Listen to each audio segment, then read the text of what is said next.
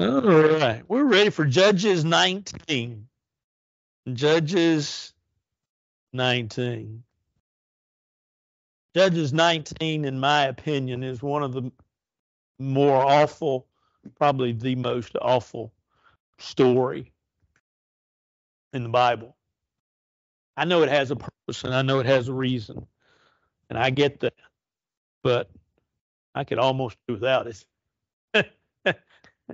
But the Lord saw fit for us to have it, and so thus we do have it.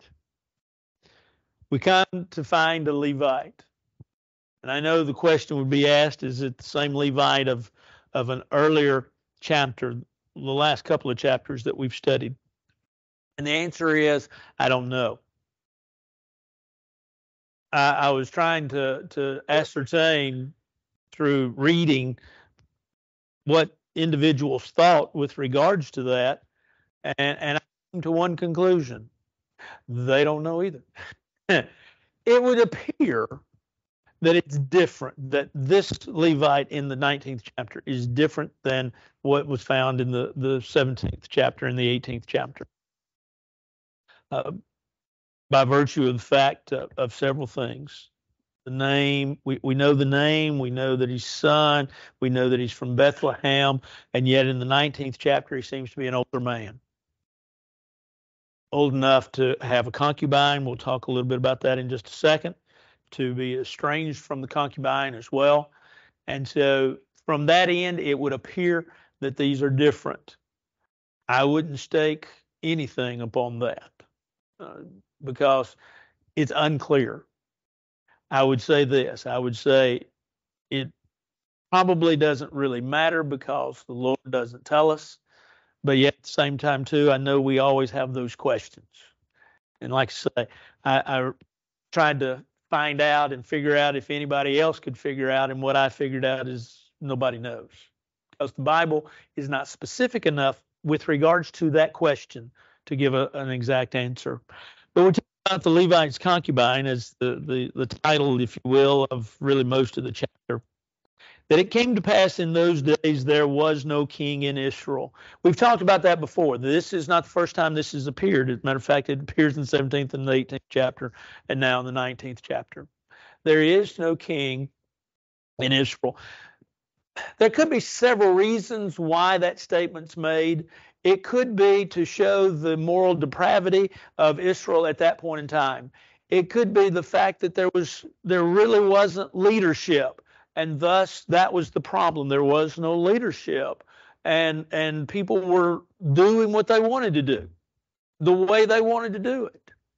It could have been the fact that this was just to let us know, kind of give us a time frame of when it was. I think that probably God gave it to us in this way to remind us that Israel was morally bankrupt at this point in time. And so there was no king in Israel, but there was a certain Levite staying or sojourning in the remote mountains of Ephraim. And we've talked about that before. Yes, Ephraim does have mountains, and yes, this stands to reason. And so this young man is journeying in the mountains of Ephraim, and he took for himself a concubine from Bethlehem in Judah. Now, let's talk for just a second about concubines. Concubines were not the wives. Concubines did have certain rights, but their rights were not as good, really, I guess, for lack of a better term, as the wives. They oftentimes were slaves. Sometimes they were Canaanite girls that their fathers had given them to someone or had sold them to someone. They were slaves in many ways of the man that had them. They were for the purpose of sexual gratification of the man that, for lack of a better term, possessed them.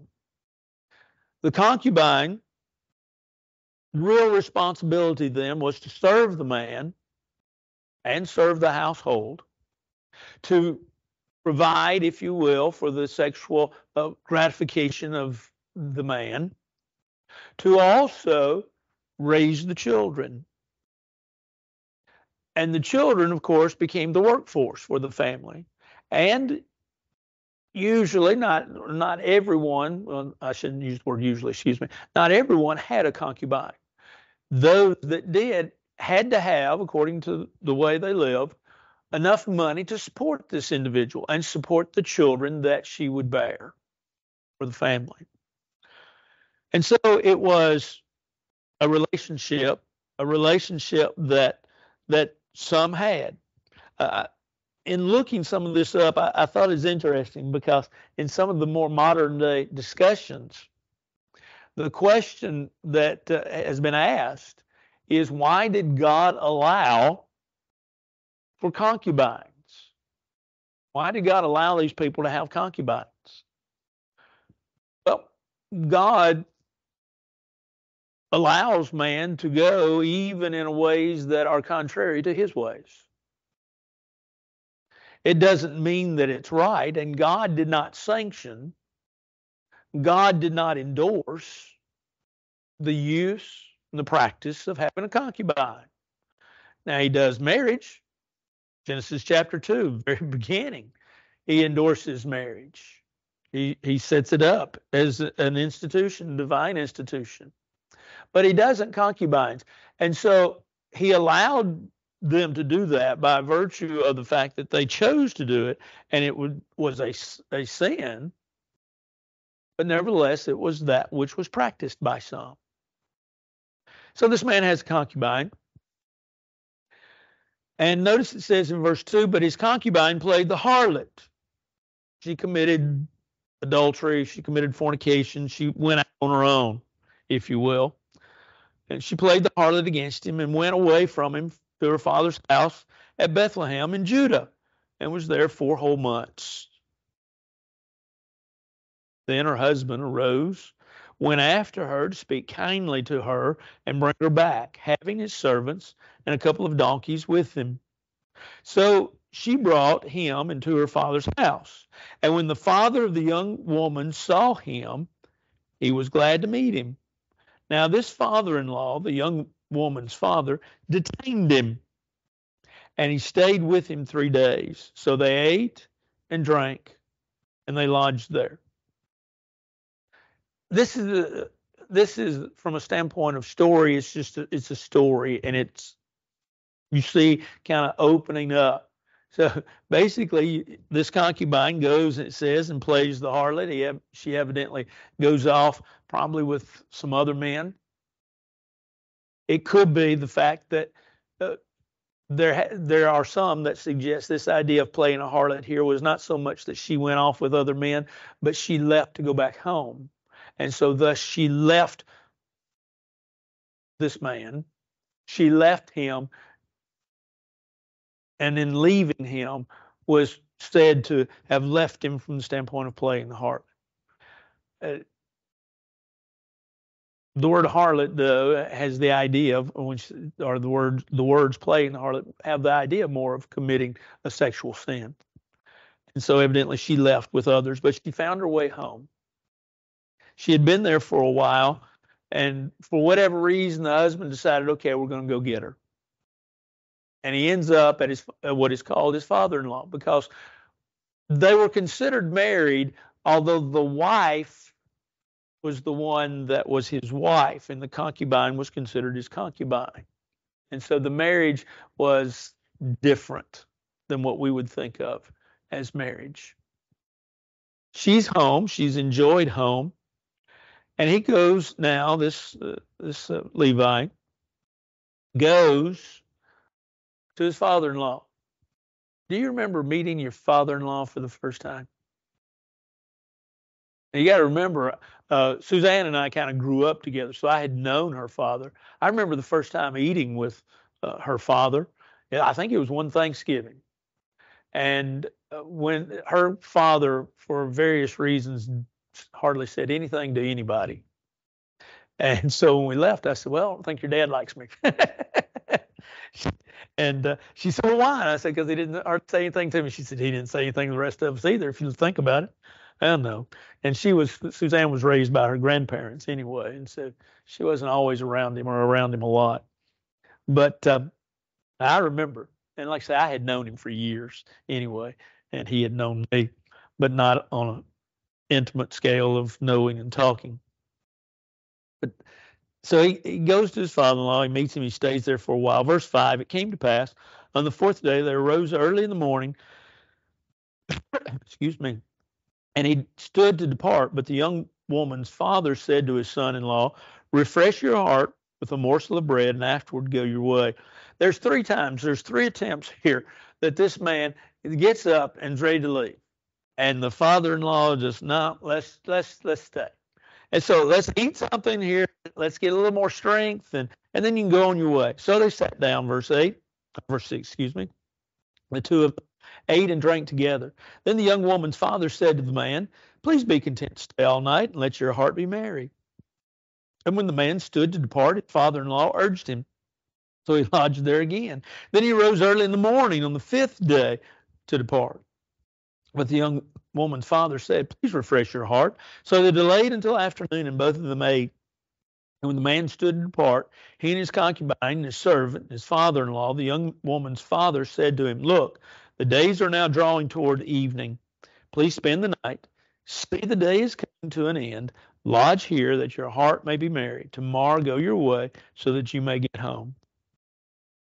So he's just basically, been saying, well, I'm going to go. I'm going to go. I'm going to go.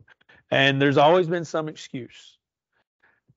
Maybe the father-in-law didn't want them to leave. Maybe the father-in-law was afraid that he would abuse his daughter. And so he didn't want to see that happen to her. We don't know. Maybe he had sold his daughter into this relationship. And consequently, he was glad to have her at home. We don't know, but it is interesting that some time has passed. Like, I'm going to go. I'm going to go. And he never went. Finally, he does. Verse 10. So you can kind of the procrastinate. However, the man was not willing to spend that night. So he arose, departed, and came opposite Jebus, which is Jerusalem. With him were the two saddled donkeys. His concubine was also with him. They were near Jebus, and the day was far spent. And the servant said to his master, come, please, and let us turn aside into this city of the Jebusites and lodge in it. You didn't travel in the dark. Why didn't you travel in the dark? Thieves and robbers, that's good reason. And it is reason. Why else? That's right. Those street lights. Hard to see where you're going. So you didn't travel at night. They had only traveled about 6 miles. And so and typically a day's journey in the Bible, when it talks about a day's journey, that's usually about 20 miles if you're on foot. And so they haven't been traveling, technically really a half a day, just part of a day. So they hadn't gotten very far, but it has turned to night. Well, let's just lodge here. But his master said to him, verse 12, we will not turn aside here into the city of foreigners who are not of the children of Israel. We will go to Gibeah. So he said to his servant, come, let us draw near to one of these places and spend the night in Gibeah or in Ramah. So here are two alternatives. We're not going to stay here in Jebus. We're going to stay either in Gibeah or we're going to stay in Ramah. This is where we're going to stay. And they passed by and went their way, and the sun went down on them near Gibeah, which belongs to Benjamin. Now, let me give you just a quick geography. Just kind of ignore it. But if you haven't looked at a map in Palestine in quite a while, if you remember, you had the Sea of Galilee in the north. And of course, at this point in time, you don't have Judea and Samaria like that. You have divided kingdoms. You have the 12 tribes at this point in time, that land settlement. And if you go, of course, from the standpoint of north to south, you go from the Sea of Galilee, let's go south down the Jordan River. And you get some 25, 30 miles north of the Dead Sea. Well, Israel would then be anything west of the Jordan River. And so about 25 or so miles north of the Dead Sea, we find this area called Benjamin.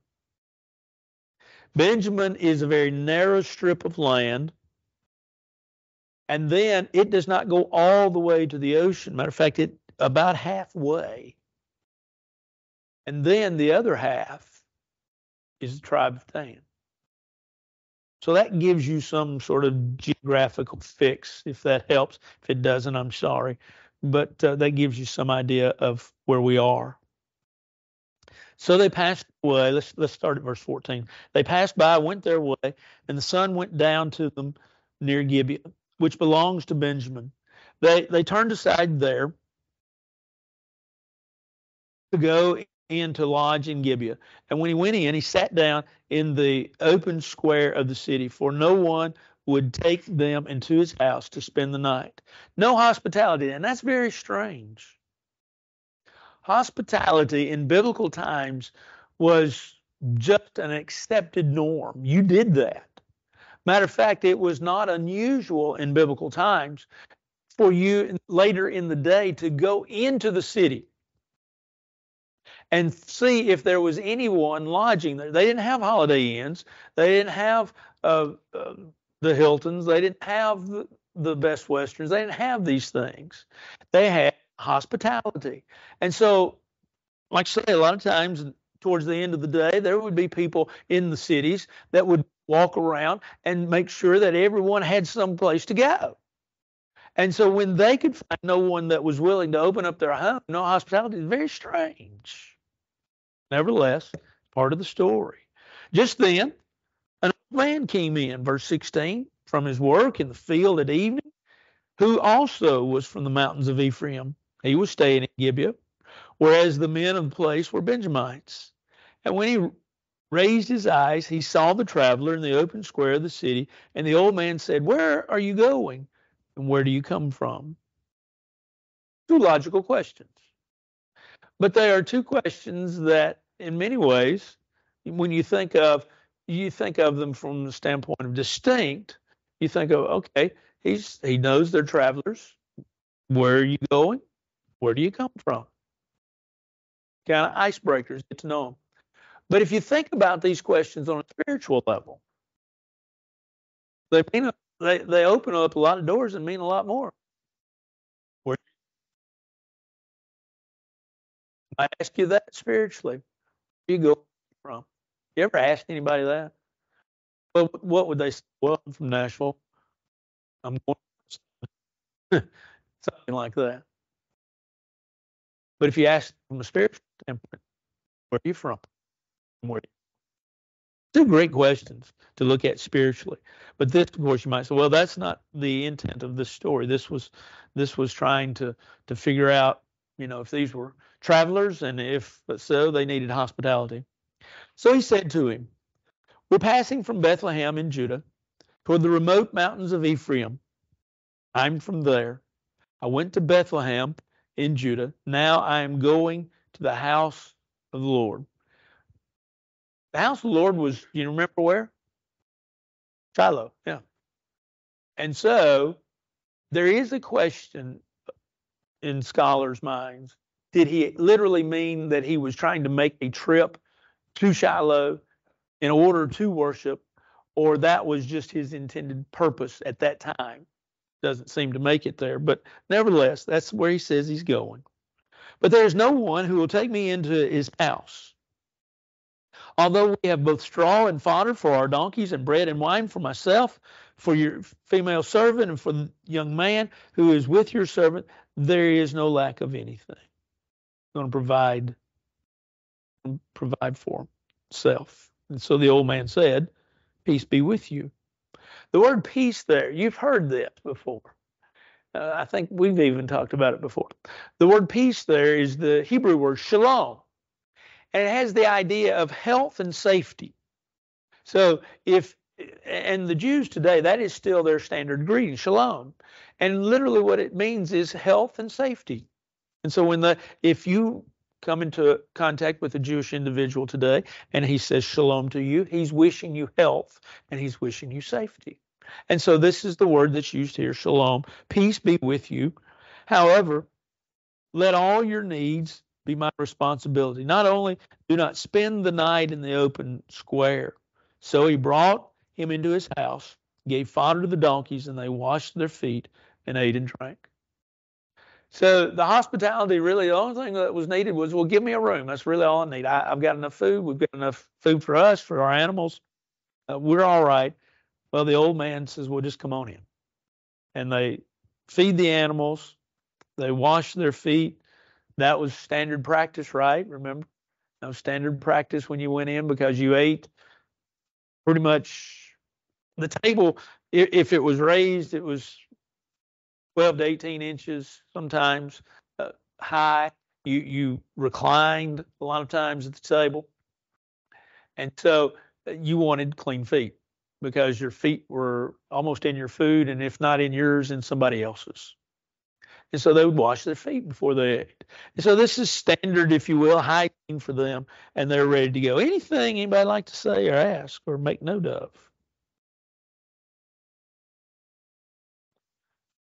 Okay, here comes the awful part. This is just hard to bear. Almost. Reminds us a lot of Genesis 19. And as they were enjoying themselves, the word enjoying themselves, literally enjoying, means they were glad to hear it. They were having a party. I think, does somebody have a version that says celebration? There is a version that says celebration, and I forgot which one it was. Hearts Mary? Okay. Well, that's celebration. Maybe that's what I was thinking of. Okay. But they were enjoying themselves. Suddenly, certain men of the city, perverted men. The word perverted here, when we use the word today, we think of more of a sexual connotation, perverted. The Hebrew word here literally means worthless individuals. Folks that there's a more literal translation of the word. It means sons of the devil, sons of Belial, sons of the devil. And so these were men that were, what would be the best way of saying it? Very immoral, very bankrupt spiritually. Surrounded the house and beat on the door, or pound on the door. And the idea is they kept pounding on the door. When I think of that, I think of Big Bang Theory, Shelton. You remember, how he would knock on the door? It's sort of that idea. They were pounding on the door. They spoke to the master of the house, the old man, saying, Bring out the man who came to your house, that we may know him carnally. They wanted to rape the man. This would have been, of course, a homosexual act. They wanted to get to know him, and the word know here is the idea of the sexual act. The translators of the New King James kind of they do add the word carnally, which means fleshly, but it's not there in the Hebrew text. It just uses the word that we may know him. They knew that this man, this Levite, was at this old man's house. They knew evidently that he was a visitor. They knew that he was there probably for the night, and they wanted to commit this act. But verse 23, the master of the house, went out to them and said to them, No, my brethren, I beg you, do not act so wickedly. Now, I want to just stop right there for a minute. I want us to think about something. Remember what we said in verse 1, there was no king in Israel. They were morally bankrupt. We've already really proved that in the last couple of chapters. We get to this point, and yet there is a realization that the act that these men wanted to do upon this Levite was wicked, was evil. There is within everyone a moral oughtness about us. It is, for the most part, or in many ways, it is taught. But if you stop and think about it, even children have this moral oughtness about them. You might say, oh, no, yeah, watch children. Now they've been told, don't do something. And sometimes when they've been told, don't do it, like let's just say, we say, no, they know that they're not supposed to touch that pew. Well, a lot of times, what do?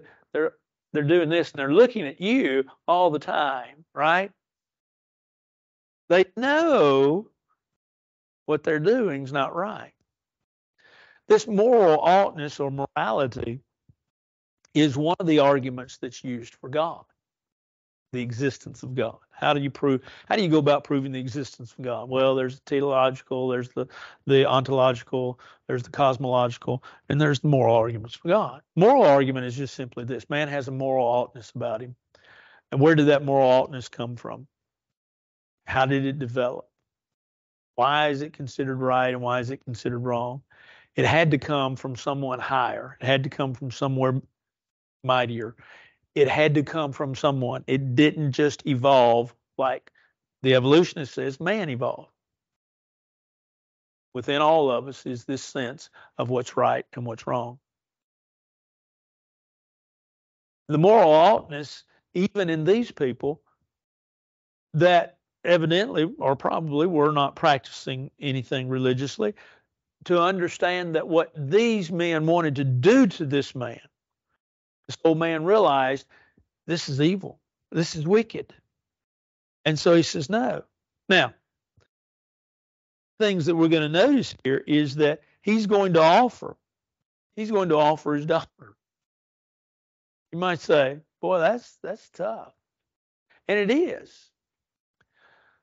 But from his standpoint, the way he viewed it, it was his integrity and his sense of, because when you invited someone into your home, they became your charge, your ward, they became your responsibility.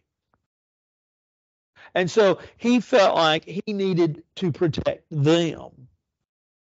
So let's see what he does. Yeah.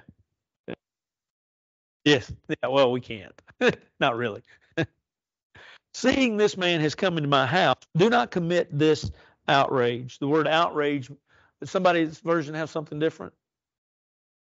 It's the idea, the Hebrew word is the idea of senselessness. Don't do this senselessness. Look, here's my virgin daughter and the man's concubine. Now, yes, reality, there was a low opinion of women. Sad, wrong, but factual. Here's my daughter. Here's this man's concubine. Let me bring them out. You take them. Don't take the man. You take them. You see, in a warped sense, in a warped society, here's what we're thinking. It's all right to do it to them, but sort of like Steve said, to save his own face, I'm going to protect this man.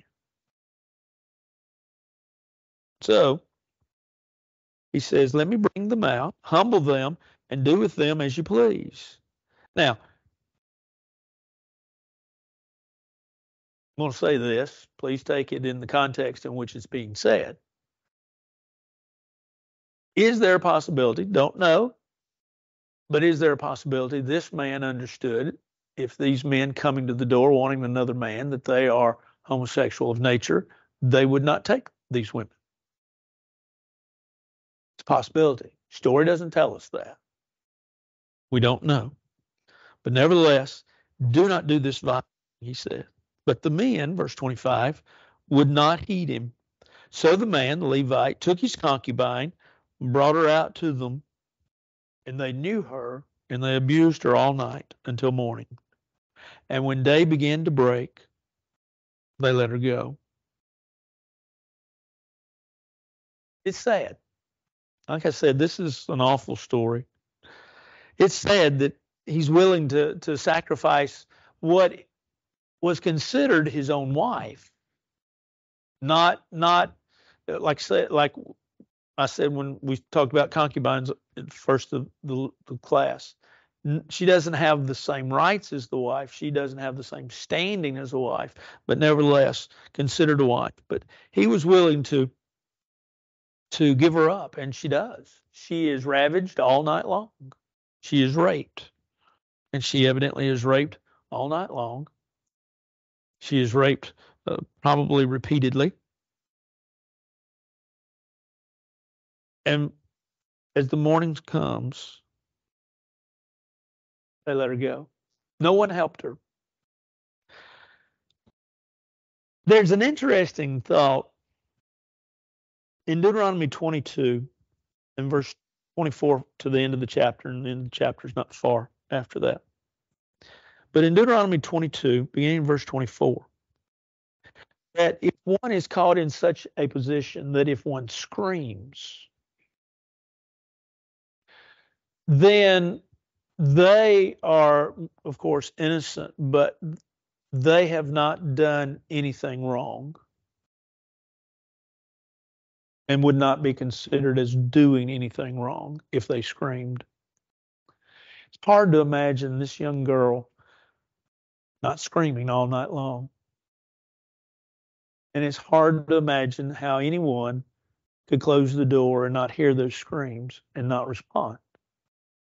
But nevertheless, the way the story is told, as the event happened,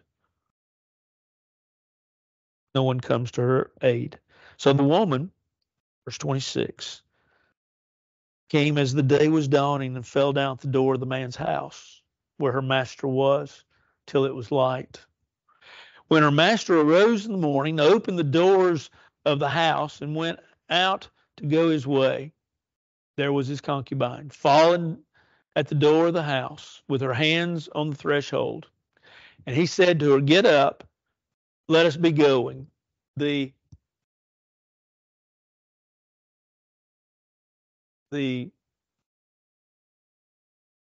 act of not caring, just get up, let's go. As if for the master, as if nothing had happened all night long, and yet he knew. But there was no answer, and the man lifted her onto the donkey, and the man got up and went to his place. She was dead. He realized it.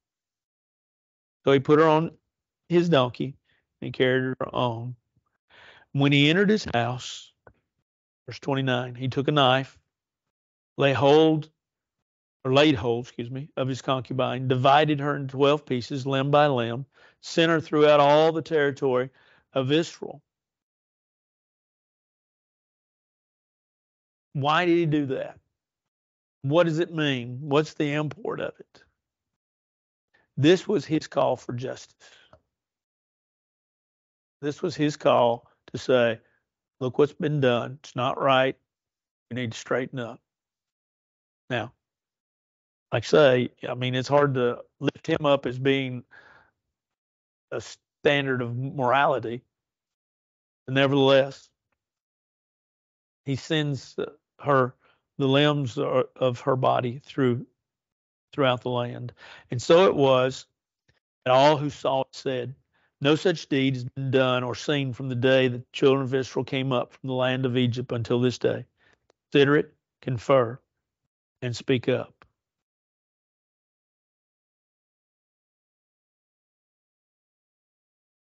When you look at the story, and the story continues in chapter 20, but it's really, when we look at it and we ask, why in the world did the Lord put it here? Well, we have to understand from a historical standpoint that Israel will fight. They will fight with Benjamites. They'll fight with the tribe of Benjamin. And this is what precipitated it. This ill act, this immoral act, this young lady. Anything else anybody like to say or ask? Like I say, the story itself kind of continues into the next chapter.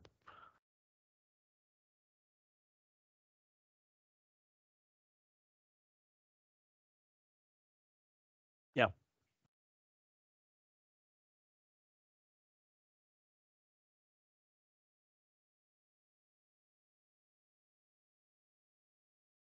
That's my understanding.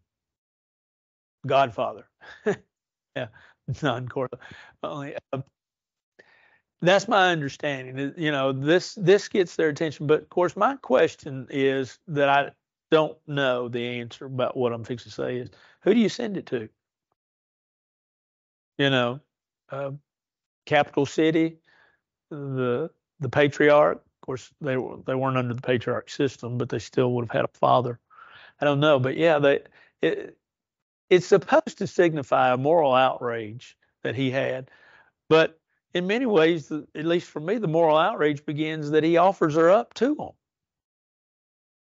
Yeah, yeah, yeah, yeah. Here they are. Yeah, yeah,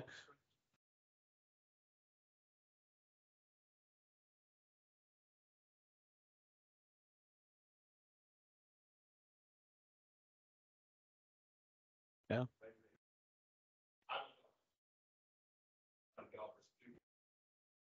yeah. It's just one of those strange stories in the Bible.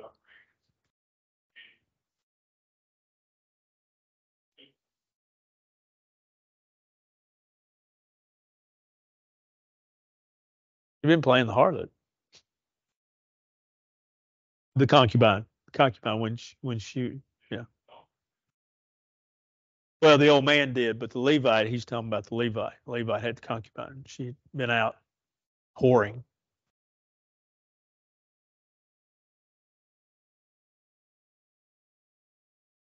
I mean, yeah, it's just hard to swallow.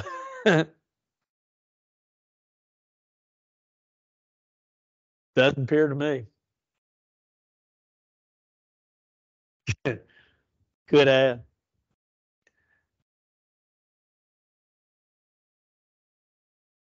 I'm sorry, Marty. That was too good.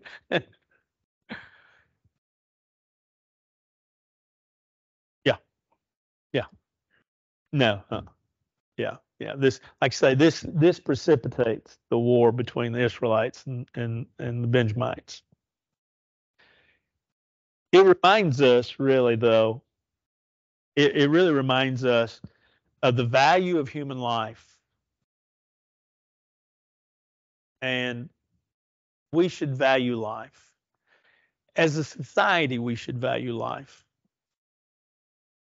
Now, for society, not for me, for society, society has a hard time defining when life begins, and thus, what is life? Not for me. I don't have a hard time. Begins at conception, when it begins. Suzanne, tonight we were eating before we came, and she said, "I'm gonna read you a verse." She said, "I've read it, and I'll read it to you, and see what you think." And so she did. Ecclesiastes chapter 11 talks about the, I forgot what it calls it, babe in the womb has spirit, and when you so I began to look at some stuff up for it to make sure because I wondered, she wanted to be sure that she was using it correctly. The word spirit there can, different versions translate it differently. Some translate it spirit, some translate it wind, some translate it, let's see, wind, spirit. That may be all that I know of translations. We read 3 or 4 translations. But anyway, it has the idea. And whether you look at it, when you look at the Hebrew word, It's a form of the same Hebrew word that's used in Ecclesiastes 12:7, where when Solomon says that the body returns to the dust of the earth and the soul, the spirit, and to God that gave it. And we've always talked about, okay, well, that's death. Yeah.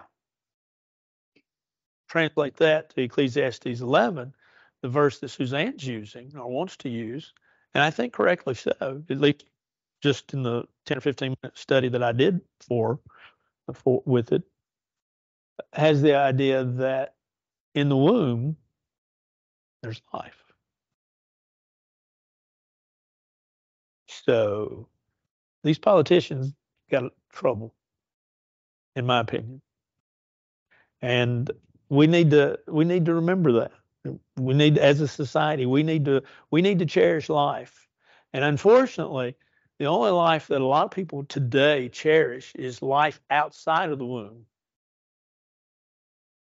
And I'm not sure, and I've read a lot, don't get me wrong, I'm not sure how it can truly be justified. We need to value life, though. And this man did not value life. I think that's a great lesson to learn out of this chapter. Well, that's true. Oh, yeah. Yeah.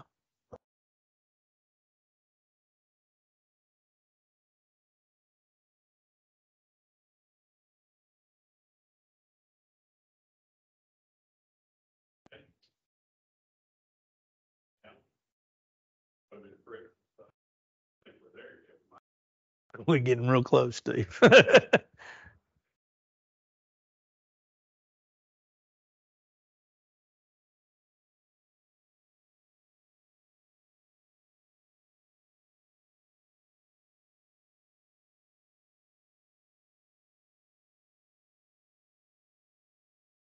Right.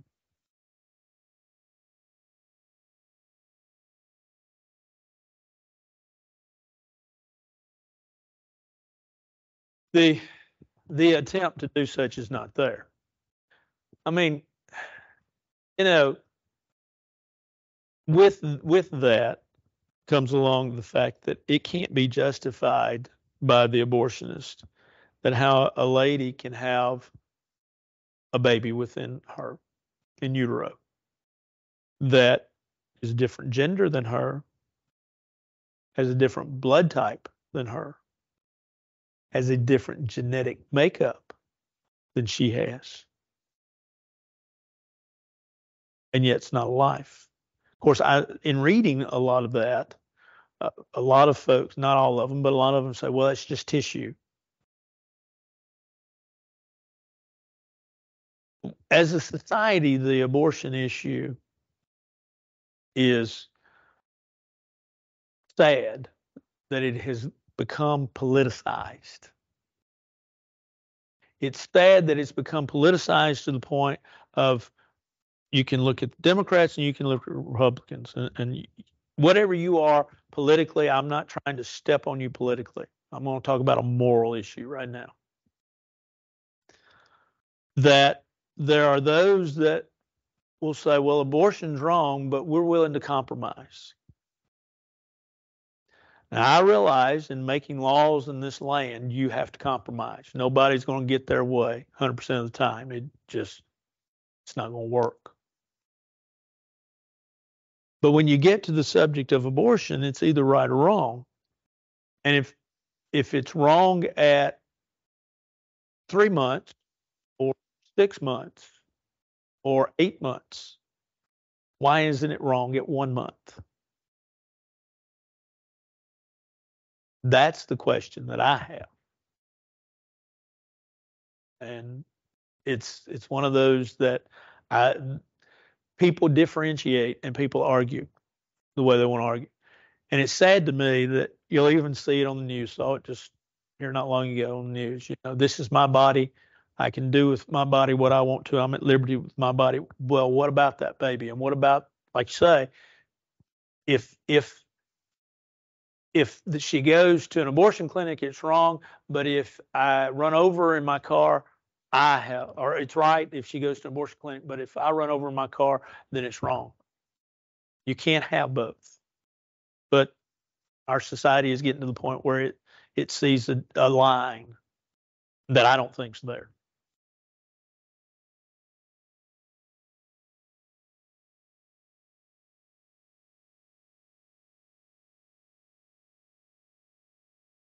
Yeah.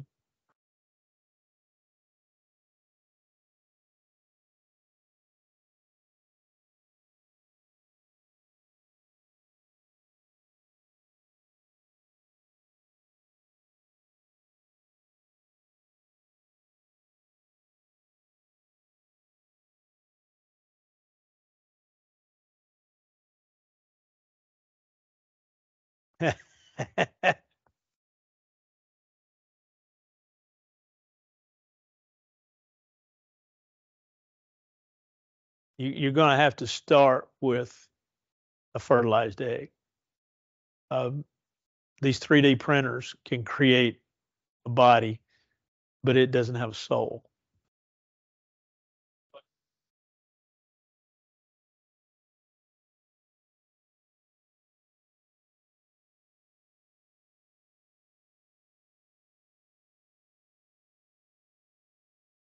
Right now, that's not possible. But right now, in vitro fertilization, IVFs are, yeah. And matter of fact, I know of children that are IVFs, um, which creates a whole different other moral issue. Uh, I know of a boy that's got several. I've forgotten now the number of eggs fertilized up here that are frozen. He's all right with turning them over, and I said, "You're all right with letting the Catholic raise your children?" He hadn't thought about that. There's a lot of things to think about before you jump into, and it's wise, in my opinion, it's wise to seek other people's thoughts. It's wise to seek other people's thoughts. I'm pointing at you, Vicky. You told me this. You told me tonight. You're seeking opinions. So, yeah, yeah,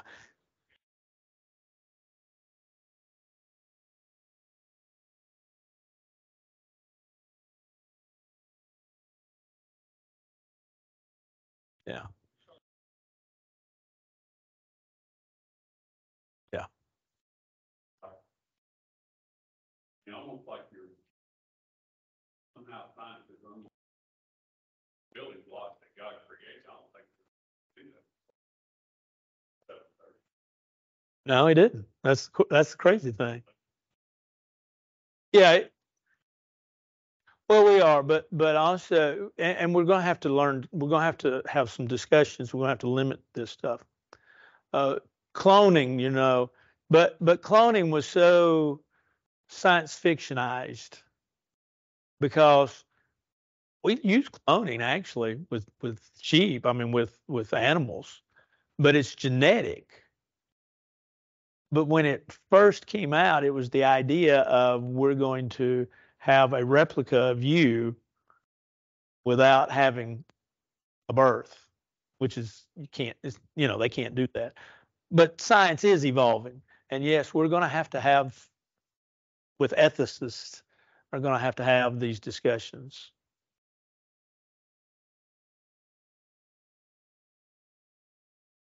No, the original Dolly didn't live long.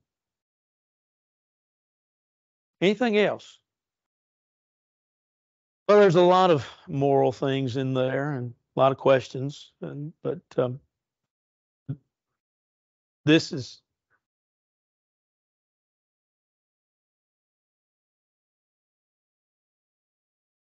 this is this is a this is not dealing with, nor is it a precursor to abortion. This is a discussion of history and how Israel got to where they were, how they were, and how they got to through the things of that time. History's not always pretty, and events that men undertake are not always pretty. There are lessons to learn from them.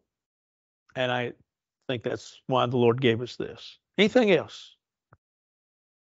Oh, I try to clean up every morning, Billy. All right. Well, let's bow for a word of prayer. Our Father in heaven, we're so thankful for this day. We're thankful for the blessing of it. We're thankful for the opportunity that we've had to study your word this evening. And we realize the value of life and how important it is. Help us to always live with you and for you. Be with those that Jay mentioned in our announcements. Watch over them, bless them, be with the York family as they go through this grief, losing Miss Laverne.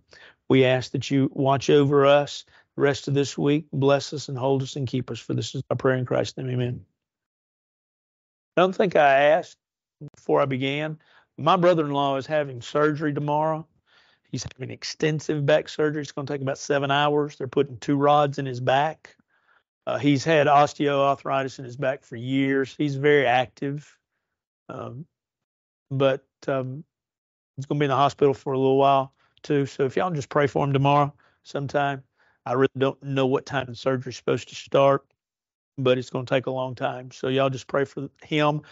He's a great, great guy, and pray for my sister as well. I'd appreciate it. Thank y'all. Y'all have a great week.